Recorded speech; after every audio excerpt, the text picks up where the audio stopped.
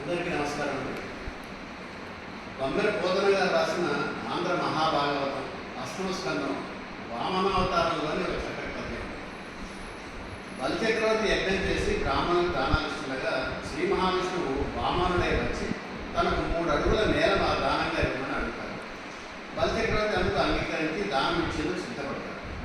అప్పుడు రాక్షస గురువైన శుక్రాచార్యుడు చిన్నవాడు వామన రూపంలో ఉన్న దానవ సంహారైన శ్రీ మహావిష్ణువు అని దానం ఇస్తే ఆపద కలుగుతుందని ఇచ్చిన మాట వెనక్కి తీసుకోమని బలిచక్రవర్తి నచ్చజెప్పే ప్రయత్నం చేస్తారు.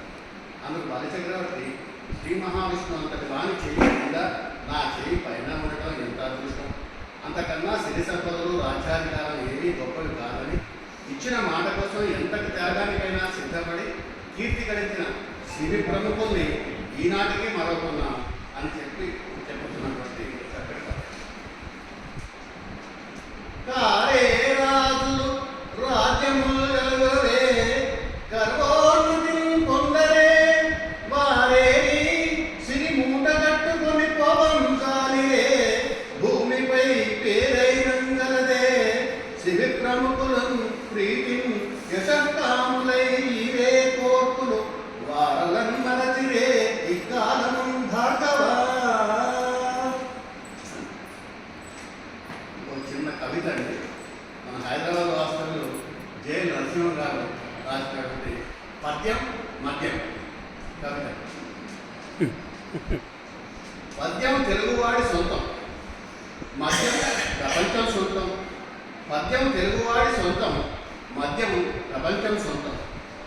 పద్యం పరవశంతో మయూరం విప్పిన పురి, మద్యం వివశంతో నీకు నువ్వే వేసుకునే ఉరి. పద్యం పరవశంతో మయూరం విప్పిన పురి, మద్యం వివశంతో నీకు నువ్వే వేసుకునే గురి. పద్యం భీకృతంతో తెలుగు భాష ఔన్నత్యాన్ని చాటే కలి, మద్యం సమస్యల కొరంలోకి లాగేసే మకరి.